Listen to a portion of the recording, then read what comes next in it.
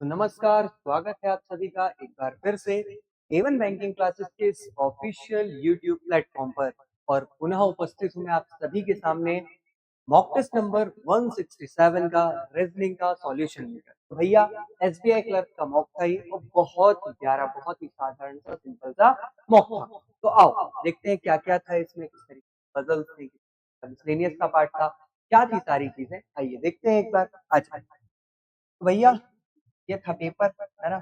सबसे पहले ही सेक्शन जो हमारे सामने खुल के आता है वो रीजनेबिलिटी का ही था, है ना। तो बहुत अच्छी बात है। और सबसे पहला सवाल जो हमारे पास वो क्या है, वो है भाई पजल का सवाल। किसका सवाल है? पजल है सबसे पहले हमारे पास। तो आओ बनाते हैं इस पजल को मिलकर। ठीक है, क्या था देखो ध्यान से सुनो। कह रहा है देयर आर 8 बॉक्सेस, 8 बॉक्स है, बॉक्स बेस्ड पजल है। Place one above the other but not necessary the same order. ठीक है, बॉक्स बेस्ड एक पजल, ठीक है, तो बॉक्स बेस्ड पजल है, कोई दिक्कत नहीं। अब आगे यहाँ से कंडीशन स्टार्ट कर रहा है, यहाँ से पढ़ना स्टार्ट करते हैं। कह रहा है box D is exactly above box A. कह रहा है बॉक्स डी जो है ना मेरे भाई, वो एग्जैक्टली अबव है, तुरंत ऊपर है। किससे तुरंत ऊपर है भैया? ए से। आगे क्या कह रहा है? कह रहा है three box are placed between A and E. A और ई के बीच में कितने बॉक्स है भैया? तो ए और ई के बीच में 3 बॉक्सेस है। उसके बाद क्या कह रहा है? कह रहा है there are as many boxes placed above B as below box C. कह रहा है जितने बॉक्स इसके अबव है, तो भैया बी के अबव है। जितने बॉक्स बी के अबव है उतने ही बॉक्स किसके बिलो है? तो उतने ही बॉक्स सी के बिलो। ठीक है, उसके बाद क्या कह रहा है? कह रहा है box C is placed just above E. Box C जो है ना वो ई के कहां पर है? जस्ट अबव है। बॉक्स सी जो है वो ई के कहां पर है? जस्ट अबव है। एंड बिलो बोल रहा है, जस्ट बिलो नहीं बोला, बिलो बॉक्स डी। और बॉक्स डी के क्या है? बिलो। जो सी है वो बॉक्स डी से क्या है? बिलो। ठीक है, इतनी चीजें मुझे पता है। अगर इतनी चीजें पता है तो अब आगे देखो मैं क्या बोल रहा हूँ, ध्यान से सुनना मेरी बात। अगर मैंने कहा कि ए यहाँ पर है, उसके जस्ट ऊपर कौन है भैया? उसके जस्ट ऊपर है डी। बहुत अच्छी बात है।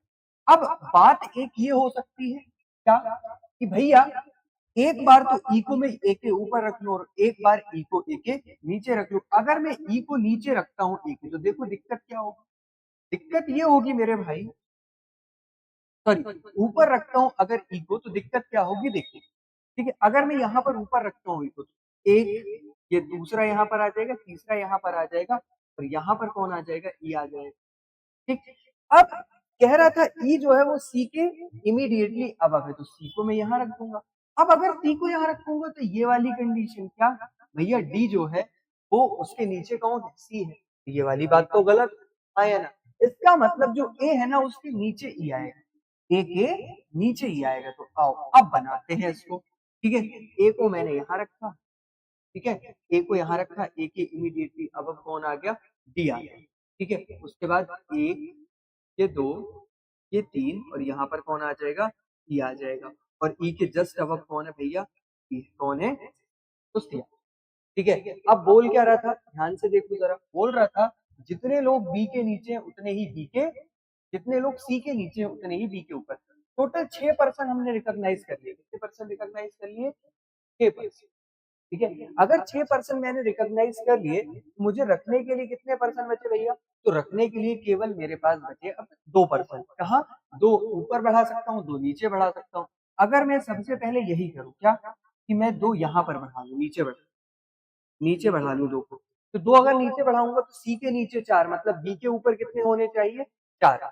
तो भैया बी के ऊपर क्या 4 रख सकते हैं? सॉरी, सी के नीचे 3 तो बी के ऊपर 3, तो बी को यहाँ पर रख सकते हैं। बिल्कुल, एक ये वाली बात तो हो सकती है। पर आगे जब हम पढ़ते हैं क्या कह रहा है, the box B is placed at even number position when counted from top to bottom.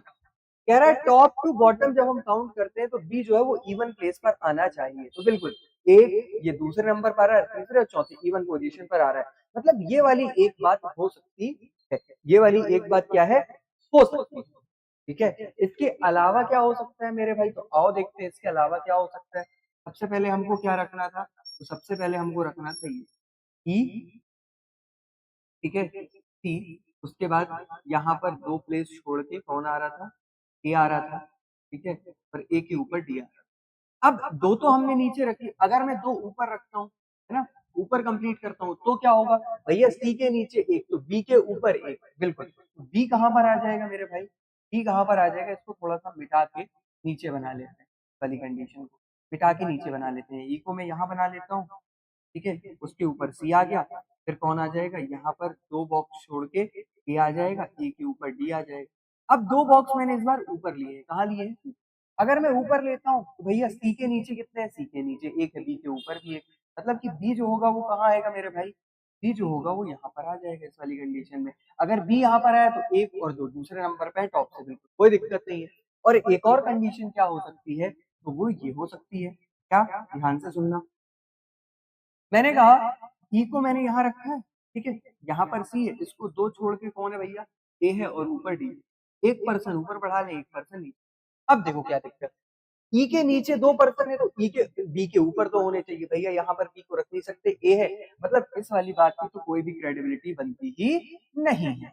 अगर नहीं बनती तो आओ अब इनको फुलफिल कराते हैं, ठीक है। अब क्या कह रहा है, अच्छा एंड भी लगाया था, क्या लगाया था, एंड, एंड मतलब बी की बात कर रहा है, and three places away box H, कह रहा है बी जो है ना वो थ्री प्लेसेस अबव है, किससे, बॉक्स एच से, तो भैया बॉक्स एच यहाँ आ जाएगा, इस वाली कंडीशन है बॉक्स एच यहाँ आ जाएगा, ठीक है। आगे क्या कह रहा है, कह रहा है box G is placed adjacent to box C, box G जो है वो एडजेसेंट किससे, बॉक्स सी से। अब यहाँ तो एडजेसेंट हो नहीं सकता, यहाँ तो एडजेसेंट हो नहीं सकता क्योंकि सी के ऊपर बी है, तो जहाँ एडजेसेंट हो सकता तो सी के नीचे ई है, तो यहाँ तो कोई बात हो ही नहीं सकती। अगर नहीं हो सकती तो भाई मेरे एक ही जगह बचती है, कहाँ पर सी को रखने की, जी को रखने की, तो भैया यहाँ, यहाँ पर मैंने रखा जी को, एक ही पर्सन बचा, A B C D F, F को कहाँ रख देंगे, यहाँ पर, और इस तरीके से ये बॉक्स बेस्ड अरेंजमेंट बनके तैयार हो जाएगा। एक ही कंडीशन थी थोड़ा सा परेशान करने वाली, और वो कंडीशन क्या थी कि भैया बॉक्स बी जो है ना वो प्लेस्ड होता है इवन नंबर पोजीशन पर, जब हम पोजीशंस को काउंट कहाँ से करते हैं, ऊपर से नीचे की तरफ, टॉप टू बॉटम। एक यही पॉइंट समझने वाला, ठीक है, बाकी तो बहुत अच्छा। चलो आगे बढ़ते हैं, देखते हैं पहला सवाल क्या है, कह रहा है which box is placed at the top most position, top most position पर कौन है भैया, तो एफ, एफ दैट मींस की व्हाट, ऑप्शन नंबर बी।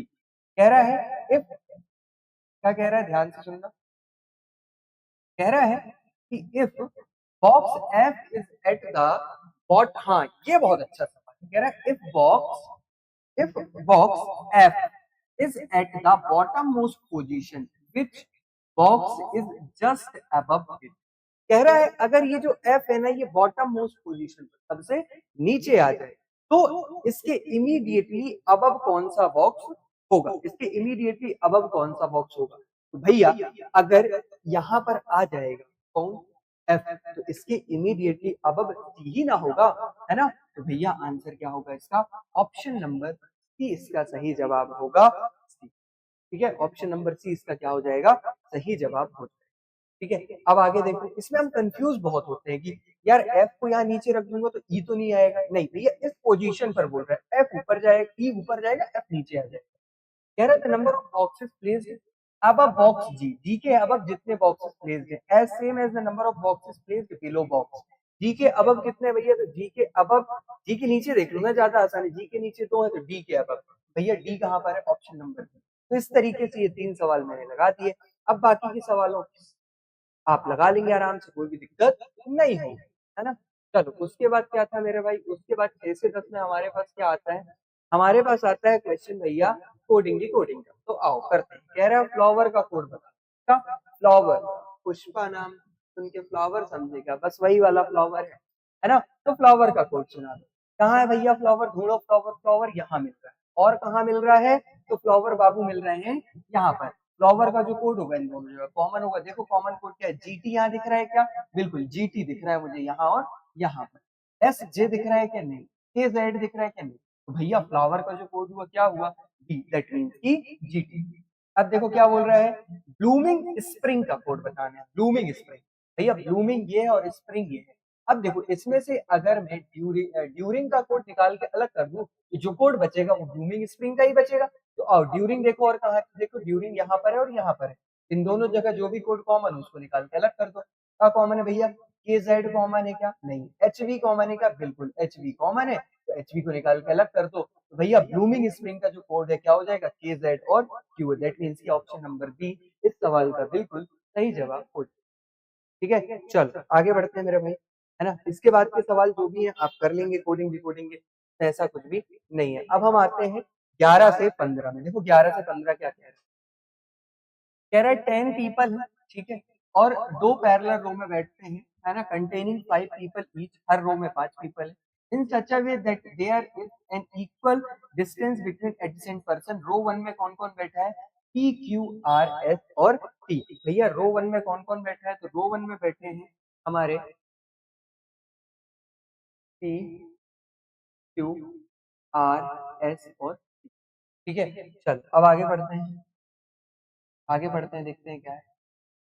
चल कह रहा है and all of them are facing north. अच्छा रो 1 वाले जो लोग हैं वो कहाँ देखते हैं भैया, नॉर्थ की तरफ देखते हैं, तो रो 2 वाले जाहिर सी बात है कहाँ देखेंगे, साउथ की तरफ देखेंगे। ठीक है, रो 2 में बैठा कौन कौन है भैया, तो जी एच आई जे और K। कौन कौन बैठा है भैया, बैठा है जी एच आई जे और K। ठीक है, चल अब आओ, और ये सारे लोग साउथ की तरफ, हमने पहले ही। अब क्या दिया है, S sit third to the left of U. बहुत अच्छी बात है, क्या बोल रहा है, ध्यान से देखिए, कह रहा है भैया जो एस है ना वो थर्ड टू द लेफ्ट है।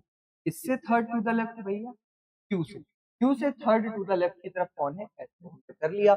आगे देखो कह रहा है and the one who faces H, क्या सॉरी कुछ आगे का, अच्छा कह रहा है the one person set between, किसके किसके बीच में, S and the one who faces H. कह रहा है एस और एच के बीच में, एस और जो एच को फेस करता है उसके बीच में एक पर्सन बैठा। अब देखो एच को इस तरह तो बढ़ा ही नहीं सकता, 5 ही पर्सन है, तो जाहिर सी बात है भैया एच को जो पर्सन फेस करेगा वो यहाँ पर आएगा, दैट मीन्स कि एच कहाँ पर आएगा, यहाँ पर। अब आगे देखो क्या बोल रहा है, कह रहा I sit second to the right of J. I जो है जे के सेकेंड टू द राइट है, ठीक है, जे के सेकेंड टू द राइट पे कौन है भैया, आई। जे के सेकेंड टू द राइट पे कौन है, आई है। कह रहा है क्यू डज नॉट फेसेस जे।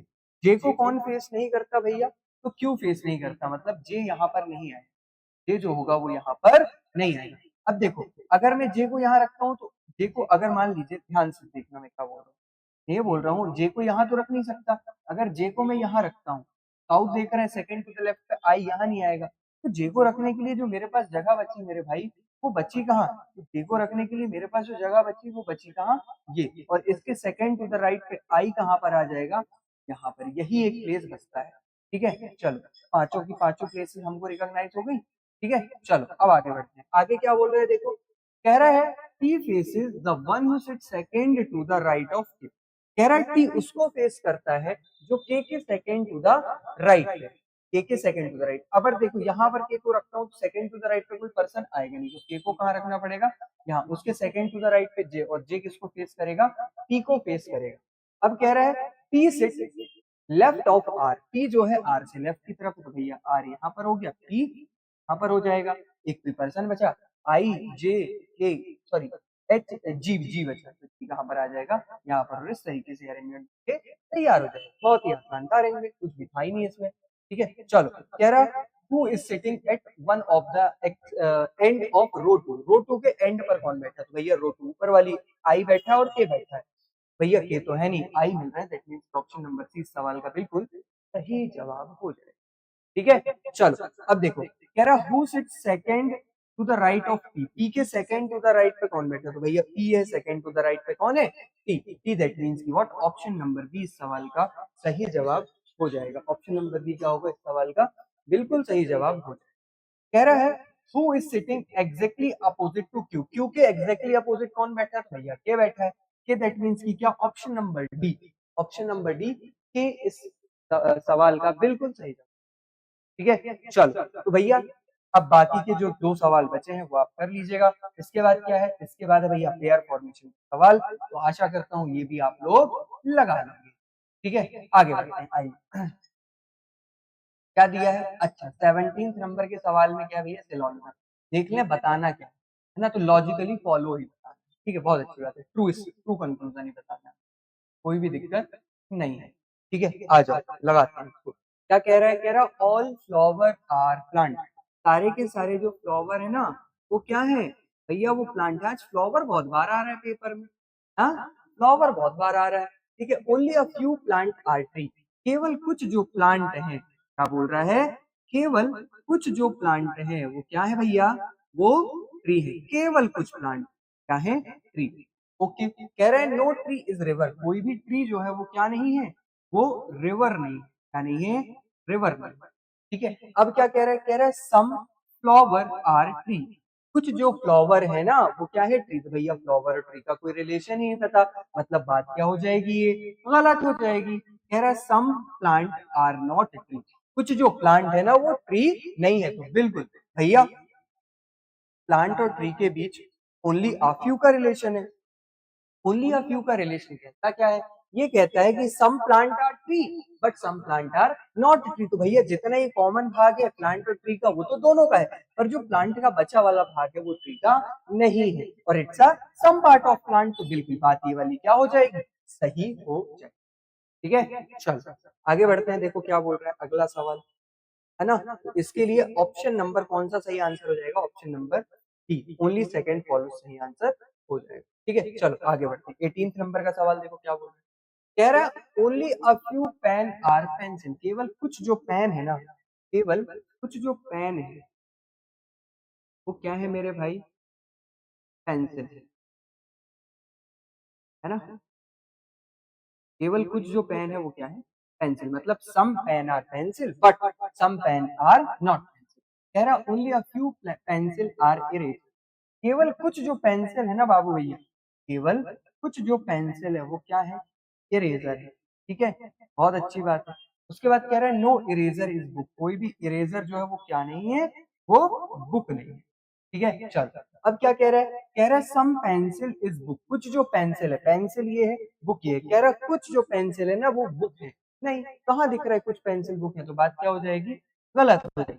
अब कह रहा है नो बुक इज पेंसिल, कोई भी बुक जो है, no book, no book is pencil, कोई भी बुक जो है वो पेंसिल नहीं। भैया बुक और पेंसिल का कोई रिलेशन नहीं पता, तो हम ये वाली बात भी नहीं बोल सकते। अब भैया दोनों कंफ्यूजन गलत हुए, यहाँ भी पेंसिल मिला, यहाँ भी पेंसिल मिला, यहाँ भी बुक मिला, यहाँ भी बुक मिला, और सम के साथ इसका पेयर मिल गया, नो का पेयर मिल गया। दैट मीन्स कि आइदर और की तीनों कंडीशन कर रहा है, तो आइदर और ऑप्शन नंबर सी कहने में हमें कोई भी आपत्ति नहीं।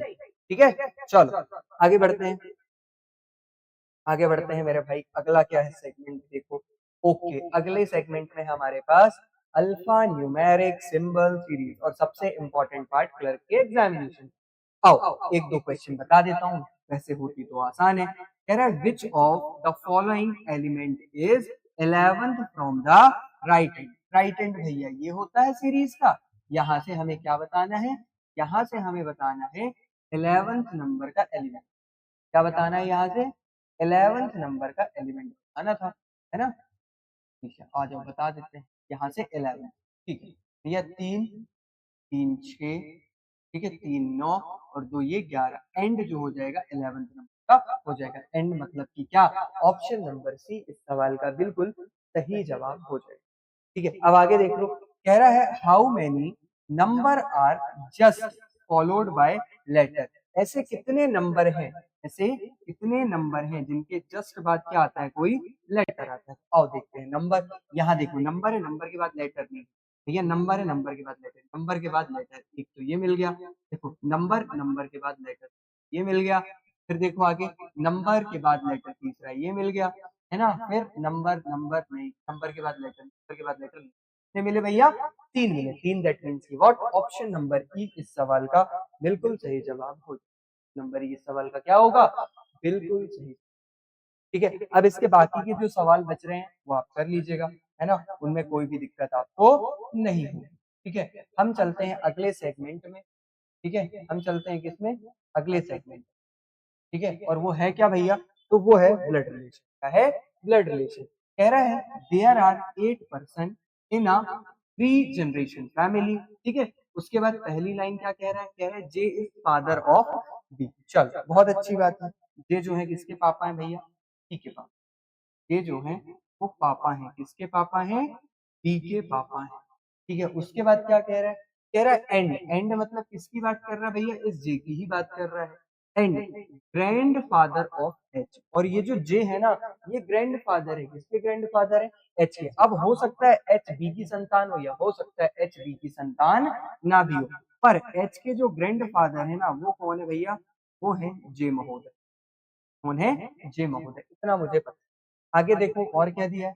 कह रहा है G is father in law of H parent. ठीक है, कह रहा है जी जो है, जी जो है वो एच के पेरेंट, एच के जो भी पेरेंट है उसके फादर इन लॉ। भैया देखो, अब एच के जो भी पेरेंट है ना, उनके फादर इन लॉ जी, एक तो फादर ये हो गए, मतलब कि एच के पापा या मम्मी के स्पाउस के फादर कौन होंगे? जी होंगे। ठीक है, तो बिल्कुल ये कर लिया मेरे, यहाँ पर जो भी आएगा उसके फादर कौन हो जाएंगे भैया? जी हो जाएंगे। ठीक है, आगे देखो और क्या बोल रहा है। कह रहा है के is sister in law of जीस चाइल्ड।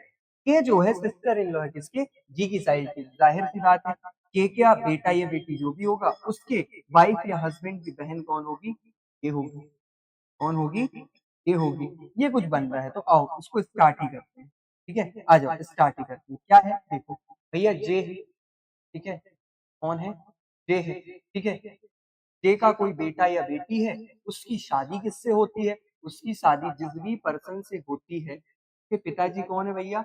उसके पिताजी हैं जी। कौन है उसके पिताजी? उसके पिताजी हैं जी महोदय। ठीक है, अब देखो क्या बोल रहा है। अच्छा, और वो जो है वो किसकी संतान है भैया? मतलब उसकी संतान कौन है? तो वो एच है। ठीक है, और एच की एक बुआ है जिनका नाम क्या है? के। क्या नाम है? के नाम। ठीक है, अब आगे बढ़ो, क्या बोल रहे हैं। कह रहा है कि F is son in law of C's father. कह रहा है सी के फादर जो है ना, अच्छा उसके ऊपर एक लाइन में भूल गया, क्या कह रहा है? K has a brother who has no child. K का एक भाई है और उस भाई के कोई भी बच्चे नहीं। जाहिर सी बात है, के का वो भाई ये तो हो नहीं सकता, हाँ या नहीं? मतलब के का एक भाई यहाँ पर कहीं पर होगा, क्योंकि यहाँ पर एक बच्चा है एच। ठीक है, अब आगे देखो क्या बोल कह रहा है कि भैया F is son in law of C's father. C के जो फादर है, किसके फादर है? सी के फादर का सन इन लॉ। सी के फादर का सन इन लॉ कौन है भैया? एफ। ठीक है, इस लाइन को देखते हैं। कह रहा है बी जो है वो सिस्टर है। बी जो है वो सिस्टर है, किसकी सिस्टर है भैया? सी की। बी जो है वो सिस्टर है किसकी? सी की। अब देखो यहाँ पर क्या होगा, 1 2 3 4 5 6 और ये 7। अगर बी को मुझे सिस्टर बनाना है सी को, तो भैया एक ही चीज मुझे समझ में आ रही है। क्या आ रही है? एक ही चीज मुझे समझ में आ रही है कि मुझे बी को तो यहीं पर रखना पड़ेगा, इसके अलावा और कोई जगह नहीं है। क्यों? क्योंकि अगर और कहीं पर भी बी को मैं सी की सिस्टर बना करके रखूंगा, तो समस्या ये होगी, नंबर ऑफ पर्सन क्या हो जाएंगे? इंक्रीज कर जाएंगे। मतलब कि भैया बी जो होगा वो कहां पर आएगा? बी जो होगा वो यहाँ पर आएगा। कहां पर आएगा? यहाँ पर। और ये सी की सिस्टर है, तो सी कहां पर आएगा? यहाँ पर आ जाएगा। ठीक है, आगे क्या बोल रहा था? कह रहा है P is child of F sister in law. F की जो सिस्टर इन लॉ है, तो जाहिर सी बात है अब एफ को मुझे यहाँ रखना पड़ेगा, और एफ की सिस्टर इन लॉ मुझे किसे बनाना पड़ेगा? एफ की सिस्टर इन लॉ के को। और के का एक चाइल्ड कौन है भैया? वो चाइल्ड है P। वो चाइल्ड कौन है? P। कितने पर्सन हो गए? तो भैया पर्सन हो गए 4 और 4 8। इस तरीके से ये ब्लड रिलेशन बनके तैयार हो जाएगा, जहां पर हमें नहीं पता कि पी और एच का क्या जेंडर होगा। ठीक है, चलो अब आगे बढ़ते हैं। क्या बोल रहा है, ध्यान से देखो। कह रहा what is the relation of P with respect to H. P जो है, पी को भैया एच क्या कह के बुलाएगा? तो भैया एच और पी का बीच का रिलेशन कजन का रिलेशन होगा, है ना? पर यहाँ पर कजन तो कहीं दिया ही नहीं है, तो आंसर क्या होगा? सी एंड डी होगा। क्या होगा? Can't determine. ठीक है, चलो अगला देखो। अगला देखो क्या है भैया, अगला क्वेश्चन क्या है। चलो अगला क्वेश्चन 25 नंबर का क्वेश्चन कह रहा है who among the following is uncle of P. P के अंकल कौन है? तो भैया पी ये है, पी के अंकल सी है, और कौन है? एफ। दोनों है, एफ भी है और सी भी है। सी जो है वो चाचा है, आया सॉरी, सी जो है वो मामा है, और एफ जो है वो मौसा जी है, आया ना?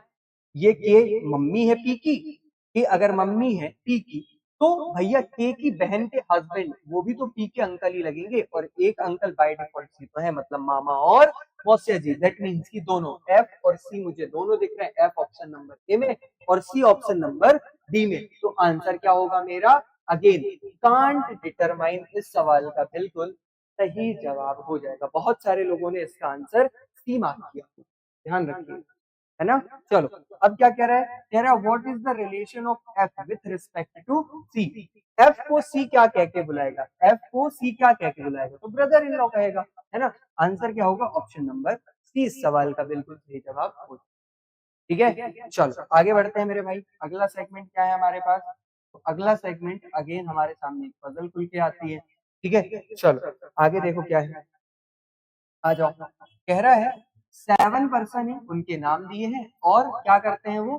सेम ऑर्डर में नहीं, different days of the week starting Monday to Sunday. Okay भैया, डे बेस्ड पजल है। किसकी कौन सी पजल है? डे बेस्ड पजल है। तो ठीक है, आओ सबसे पहले डेज को फिक्स कर लेते हैं। ठीक है, क्या करते हैं? डेज को फिक्स कर लेते हैं। ठीक है, 1 2 3 4 5 और नीचे आ जाएगा। ठीक है, Monday, Tuesday, Wednesday, Thursday, Friday, Saturday और संडे। ठीक है, इतने दिन हो गए हमारे पास। अब देखो क्या बोल रहा है? कह रहा है ए गोज ऑन ट्यूसडे। ए जो है वो कब जाता है भैया? ए जो है वो ट्यूसडे को जाता है। कब जाता है? ए जो है वो ट्यूसडे को जाता है। ठीक है, आगे देखो क्या बोल रहा है? आगे बोल रहा है 3 पर्सन को बिटवीन ए एंड सी। तो ए और सी के बीच में कितने पर्सन जाते हैं? 3। तो 1 2 और 3, सी कहाँ पर आ जाएगा? यहाँ पर आ जाएगा। अब क्या कह रहा है? कह रहा है जी एंड सी को एडजेसेंट टू ईच अदर। जी और सी दोनों एक दूसरे के एडजेसेंट जाते हैं। तो अब दो संभावनाएं ले लेते हैं, क्या दिक्कत है? तो क्या ले लेते हैं? संभावनाएं ले लेते हैं। देखो भैया, ए तो यही आएगा, सी भी यही आएगा। जी को एक बार यहाँ रख लेते हैं, जी को एक बार यहाँ रख लेते हैं। ठीक है, अब आगे क्या बोल रहा है? कह रहा है number of person before D is same after G. D के पहले, जी के बाद। तो जी के बाद भैया 0, तो डी के पहले कितने हो जाएंगे? 0। सी के जी के बाद भैया 2, तो डी के पहले कितने हो जाएंगे? 2 पर्सन। आगे क्या कह रहा है? कह रहा है B goes 2 days after F. F के 2 दिन बाद कौन जाता है? बी। अब देखो यहाँ तो एफ के 2 दिन बाद बी को कहीं रख ही नहीं पाऊंगा, तो भैया बी यहाँ पर आ जाएगा और एफ कहाँ पर आ जाएगा? यहाँ पर। यही एक चीज हो सकती है, तो ये वाली बात तो क्या है? गलत है। अब एक कोई पर्सन बचा, कौन बचा भैया? ए हो गया, बी हो गया, सी हो गया, डी, ई, ई बच गया। तो ई कहाँ पर आ जाएगा? यहाँ पर आ जाएगा। और इस तरीके से सवाल क्या हो जाएगा? कंप्लीट हो जाएगा। बहुत ही आसान सवाल था। अब पहला सवाल इसका क्या कह रहा है? कह रहा है who among the following goes on Friday. Friday को कौन जाता है? तो भैया बी जाता है। B that means option number, sorry B, इसका मतलब क्या होगा? सी, बी मतलब कि ऑप्शन नंबर बी। क्या होगा? बी होगा। कह रहा है E goes on which of the following days. किस डे जाता है? कौन? ई। ई मतलब कि थर्सडे को जा रहा है। थर्सडे कहाँ है दिख रहा है? देखो ऑप्शन नंबर ई इस सवाल का बिल्कुल सही जवाब हो। ठीक है, चलो आगे बढ़ते हैं मेरे भाई। अब क्या है हमारे पास? अब क्या है हमारे पास? देखा जाए, चलो उसके बाद क्या है भैया? तो उसके बाद खुल के आता है हमारे पास इनइक्वालिटी का सेक्शन। और बताना क्या है? डेफिनेटली ट्रू बताना है। क्या बताना है? Definitely true. अब देखो पहला ही क्वेश्चन क्या है हमारे पास, आ जाओ देखते हैं। कह रहा है कहाँ से कहाँ जाना है भैया? तो क्यू से बी जाना है। कहाँ से कहाँ जाना है? क्यू से बी। क्यू मुझे यहाँ दिख रहा है और बी मुझे यहाँ दिख रहा है। इन दोनों के बीच रिलेशन बनाने के लिए एलिमेंट तो एच है, तो क्यू से पहले कहाँ जाऊंगा? एच जाऊंगा। और फिर एच से कहाँ जाऊंगा? एच से जाऊंगा बी की तरफ। अब देखो जब मैं क्यू से एच की तरफ जा रहा हूँ तो क्यू की तरफ ये जो सिंबल है उसका मुंह खुला हुआ, पर यहाँ तो क्यू की तरफ सिंबल का मुंह बंद है। इतना देखते ही हम क्या करते भैया? कंक्लूजन क्या है? गलत। चलो बी से कहाँ जाना है? पी तक जाना है। ठीक है, बी से कहाँ जाना है? पी तक जाना है। तो देखो बी और पी तो दोनों एक ही जगह मिल गए मुझे, बी से पी जाना है। ठीक है, अब देखो बी से जब पी जाऊंगा तो बैकवर्ड डायरेक्शन में जा रहा हूँ। पी जो ग्रेटर देन और इक्वल्स टू का साइन है क्या हो जाएगा? लेस देन और इक्वल। पर यहाँ पर क्या है? Greater than. तो बात क्या हो जाएगी? गलत। दोनों कंक्लूजन गलत होने के कारण आंसर क्या होगा मेरा? ऑप्शन नंबर ए, neither conclusion first nor second true. ठीक है, चलो अगला सवाल देखो क्या है भाई। अगला सवाल सबसे पहले क्या है मेरे भाई? सबसे पहले है डब्ल्यू और जी। डब्ल्यू कहाँ पर है? डब्ल्यू यहाँ पर है। जी कहाँ पर है? यहाँ। अब W से पहले कहाँ जाना पड़ेगा, मुझे M जाना पड़ेगा, और W और M बराबर, तो यहाँ क्या लिख सकता हूँ, W। अब W और G के बीच का जो रिलेशन है भैया, उसमें ग्रेटर देन, लेस देन और इक्वल्स टू आ रहा है, पर W से बात करेंगे तो ये जो लेस देन और इक्वल्स टू क्या हो जाएगा, ग्रेटर देन और इक्वल्स टू हो जाएगा, पर यहाँ तो ग्रेटर देन है, बात क्या हो जाएगी, गलत। तो पहला वाला कंक्लूजन तो गलत है। दूसरा वाला चेक कर लेते हैं। दूसरा वाला कंक्लूजन क्या है भैया इसका, कह रहा R इज ग्रेटर देन, क्या बोल रहा है कि R जो है ना वो ग्रेटर है किससे, X से। ठीक है, आओ चेक कर लेते हैं। R ये है भैया, X ये है। R से कहाँ जाएंगे पहले, तो R से हम जाएंगे M तक। R से कहाँ जाएंगे, M तक जाएंगे। R से M गए, और M से कहाँ जाएंगे, M से जाएंगे हम, ठीक है, M से कहाँ जाएंगे, X तक जाएंगे। ठीक है, अब R से M गए तो क्या मिला भैया, बैकवर्ड डायरेक्शन में जा रहे हैं, तो ये जो ग्रेटर देन का साइन है ये क्या हो जाएगा, ये चेंज होके हो जाएगा लेस, क्या हो जाएगा, लेस देन। उसके बाद भैया M से जब हम जाएंगे X तक, तो ये जो लेस देन और इक्वल्स टू का साइन है ये क्या हो जाएगा, ग्रेटर देन और इक्वल्स टू हो जाएगा। अपोजिट सिंबल आने के कारण सेकंड वाला कंक्लूजन जो है क्या है, वो भी गलत है। क्या है, गलत। अगर दोनों गलत है तो आंसर क्या होगा, neither conclusion first nor conclusion second true, that means कि ऑप्शन नंबर ई आंसर हो जाएगा। ठीक है, चलो क्वेश्चन नंबर 34 आओ देखते हैं क्या है इसमें। इस क्वेश्चन में क्या है, आ जाओ देखते हैं क्या कह रहा है भैया, टी और आर। ठीक है, टी से कहाँ जाना है, आर तक जाना है। टी से पहले क्यू जाऊंगा, और क्यू से कहाँ जाऊंगा, आर जाऊंगा। भैया टी से क्यू मतलब कि लेस देन हो जाएगा, और क्यू से आर तो भैया ग्रेटर देन हो गया। अपोजिट सिंबल देखिए, इसकी बात क्या है, गलत। अब देखो कहाँ से कहाँ जाना है, पी और एस कह रहा है आपस में इक्वल है। भैया कैसे हो सकता है, पी से पहले आर जाऊंगा, सॉरी पी से पहले कहाँ जाऊंगा, आर जाऊंगा, कहाँ जाऊंगा, आर, और आर से फिर कहाँ आऊंगा, एस। अब देखो आर और एस अगर आपस में बराबर, तो यहाँ एस लिख दूं, क्या कोई समस्या नहीं। तो पी से एस अगर मैं गया भैया, पी और एस के बीच ग्रेटर देन और इक्वल टू का रिलेशन है, यहाँ इक्वल कह रहा है, तो बात क्या होगी, गलत। दोनों बातें गलत होने के कारण आंसर क्या होगा, option number A, none is true. ठीक है, और 35 क्वेश्चन, 35 नंबर का क्वेश्चन, लास्ट क्वेश्चन देखो क्या बोल रहा है, ध्यान से देखो। कह रहा है वी और एक्स की बात कर रहा है, V is greater than X. ठीक है, तो वी से कहाँ जाना पड़ेगा भैया, V से पहले जाना पड़ेगा मुझे Z के पास, और Z से कहाँ जाऊंगा, X के पास। ठीक है, तो V से जब Z की तरफ आऊंगा तो क्या मिलेगा, ग्रेटर देन, और ग्रेटर देन हो जाएगा, लेस देन है, और रिवर्स में आएंगे तो ग्रेटर देन हो जाएंगे। अब Z से X की तरफ आ रहा हूँ तो अगेन मैं बैकवर्ड डायरेक्शन में आ रहा हूँ, तो ये जो ग्रेटर देन का साइन है क्या हो जाएगा, लेस देन। दैट मीन्स की वाली बात तो क्या है, क्या अपोजिट सिंबल आ गए। ठीक है, अब देखो ये वाली बात कर लेते हैं, अगली वाली। ठीक है, Y से U, Y से कहाँ जाना है, Y से जाना है हमें U तक। ठीक है, Y ये है भैया, और U कहाँ पर है, U यहाँ पर है। अब देखो Y से U अगर जाना है तो Y और X आपस में बराबर है, तो जगह Y लिख दो, कोई दिक्कत नहीं है। ठीक है, U से पहले मैं कहाँ जाऊंगा, U से Z जाऊंगा, Z से Y जाऊंगा, तो U से Z जाने में जो सिंबल आ रहा है वो तो ठीक है, क्या हो जाएगा, वो तो हो जाएगा ग्रेटर देन। पर जब Z से मैं Y की तरफ जाऊंगा तो ये लेस देन मिल जाएगा, अगर लेस देन मिल गया तो अपोजिट सिंबल के कारण ये बात क्या हो जाएगी, गलत। गलत होने के कारण option A, none is true, इस बात का बिल्कुल सही जवाब हो जाएगा। बात समझ में आई। तो ये था टोटल 35 क्वेश्चंस का सॉल्यूशन, है ना। आशा करता हूं कि ये आपको आपकी एग्जाम प्रिपरेशन में बहुत मदद करेगा। ठीक है, उसके बाद भैया आप जानते ही हैं कि अंकुर सर का A to Z quant foundation batch चल रहा है। अगर आप इच्छुक हैं तो इस बैच में एनरोल कर सकते हैं। उसके बाद अंग्रेजी का सेक्शन था, हाँ। उसके बाद भैया एपेक्स बैंक की वैकेंसी आ चुकी है, फॉर्म फिलअप हो चुका है। 20 ऑफ फेब इसकी लास्ट डेट है, 20 फरवरी इसकी क्या है, लास्ट डेट है। और उसके लिए बैच भी 2 फरवरी से लॉन्च हो चुका है। तो अगर आप एपेक्स बैंक की प्रिपरेशन कर रहे हैं, अपनी तैयारी को एपेक्स बैंक के लेवल पर बहुत ब्रॉड करना चाहते हैं, तो इस बैच को आप एनरोल कर सकते हैं। कोई भी दिक्कत नहीं है, एग्जाम तक करो या मरो, है ना। एग्जाम तक करो या मरो वाली स्थिति। और ये जो बैच है वो मरने तो नहीं देगा, करने के लिए उत्प्रेरित करता रहेगा और साथ में रहेगा। ठीक है, तो इस बैच को आप परचेज कर सकते हैं। इसके बाद भैया क्या है, इसके बाद है संडे के सिकंदर। तो संडे के सिकंदर में 3 नाम कौन कौन है भैया, आओ देखते हैं। तो सबसे ऊपर भैया पलक परिहार। ठीक है, कौन है, पलक परिहार, एज यूजुअल, बहुत अच्छी बात है। उसके बाद नंबर 2 पर मोनिका तिवारी, और लास्ट में उमा है, थर्ड, है ना। तो आशा करता हूं अभी ये लोग थे भैया, कन्याओं का जलवा है, गर्ल्स का जलवा है रैंकर्स के तौर पर, है ना। आशा करता हूं कि अगली बार इनकी जगह आप होंगे, है ना? और मुझे ये सौभाग्य प्राप्त होगा कि मैं आपका भी नाम लेकर के बोलूँगा कि भैया ये हमारे यहाँ के क्या हैं, ठीक है? चलो, तो भैया इसी के साथ समाप्त करते हैं आज का सेशन, है ना? आशा करता हूँ ये सेशन आप लोगों को तैयारी में बहुत मदद करेगा, है ना? अब आप सभी से मुलाकात होगी अगले संडे के टेस्ट सॉल्यूशन में। तब तक के लिए आप सभी लोगों का बहुत-बहुत धन्यवाद। Thank you.